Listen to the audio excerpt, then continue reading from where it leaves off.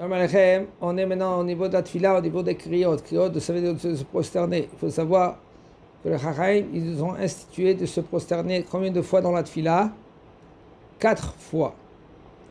Okay? Et on verra maintenant, on n'a pas le droit de se prosterner plus que 4 fois. À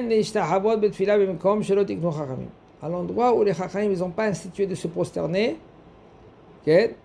On n'a pas le droit de se prosterner. Il faut faire beaucoup attention à tout ça. Tout ça, c'est des discussions dans les Chachamim. Par exemple, quelqu'un qui se trouve petit Echal.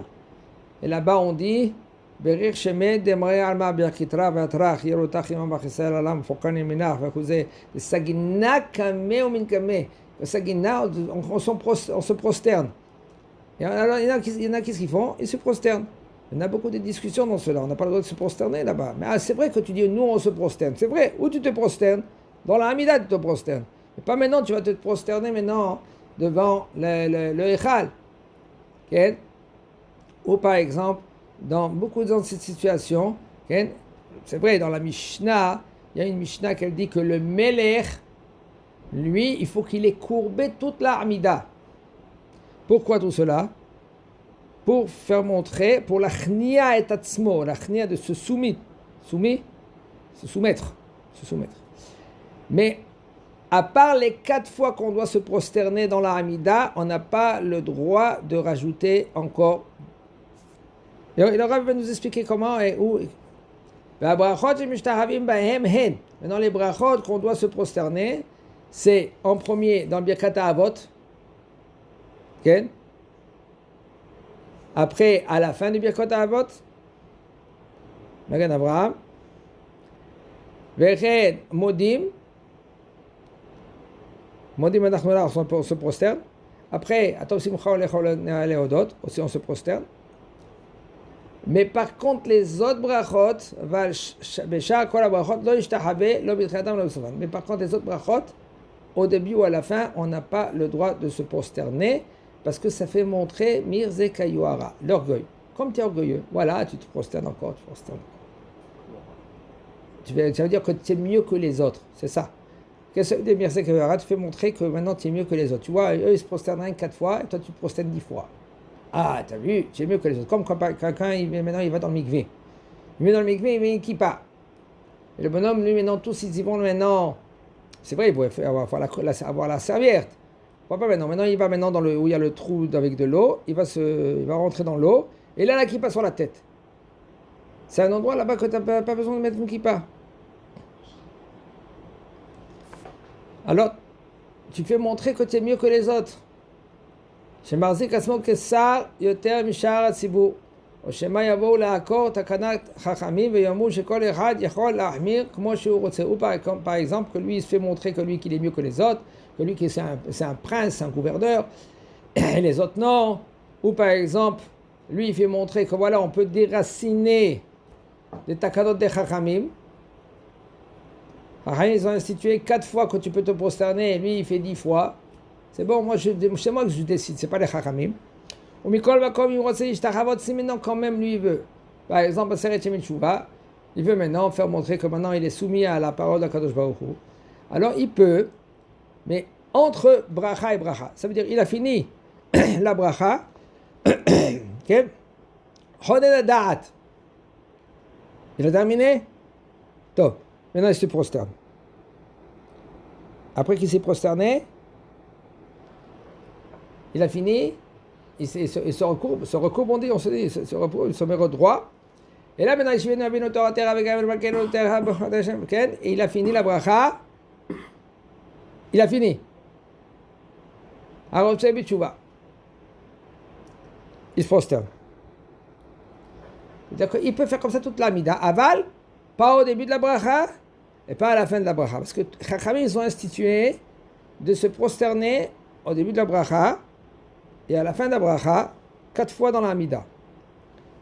Alors il peut faire ainsi, de chaque bracha et bracha, entre les brachot, il peut se prosterner, se courber, et après se redresser.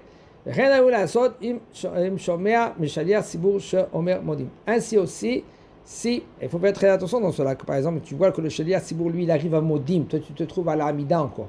Baruch Hashem, il y en a 20 dans le Minyan. Il y en a 20, 30 dans le minyan. Et toi, tu veux prolonger un peu la tefila, tu veux. D'accord? Et maintenant, eux, ils ont fini la Hamida, ils attaquent maintenant la Chazara. Et toi, tu pries avec eux la Hash. Tu te trouves encore dans la tefila à la Hash. Et le Shaliach Sibour, lui, il a dit Modim anachnu lach. Tu ne peux pas dire maintenant Modim anachnu lach. Si tu te trouves entre Elokai, dans Elokai, avant, le premier Iyul Asmafi et le deuxième, là tu peux dire, et tu te prosternes et tu dis Modim anachnu lach. Tu peux dire. Mais avant le premier Iyul Asmafi, tu n'as pas le droit de dire, mais tu dois te prosterner. Où tu te trouves dans la Hamida, tu dois te prosterner quand tout le monde, ils font Modim. Maintenant, est-ce que toi, quand tu te prosternes, il faut que tu fais très attention de ne pas te prosterner au début de la bracha ou à la fin de la bracha. Au milieu de la bracha, tu peux. Alors, quand il a fini la bracha, entre les deux brachot, là, tu peux te prosterner. Aval, au début de la bracha et vers la fin de la bracha, tu n'as pas le droit de te prosterner. Alors, qu'est-ce que tu vas faire? Fais très attention à cela, que quand le Shaliach Tzibur dit Modim, là, tu te prosternes entre les deux brachot. Ken.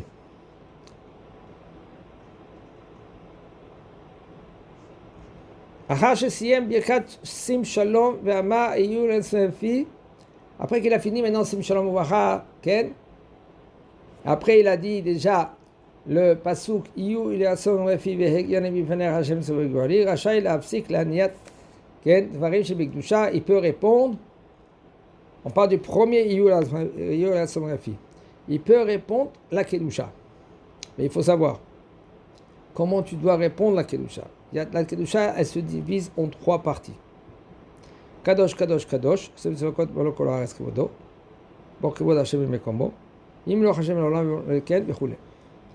Maintenant, est-ce que tu dois t'arrêter rien que dans la Kedusha, dans les 2 premiers de la Kedusha?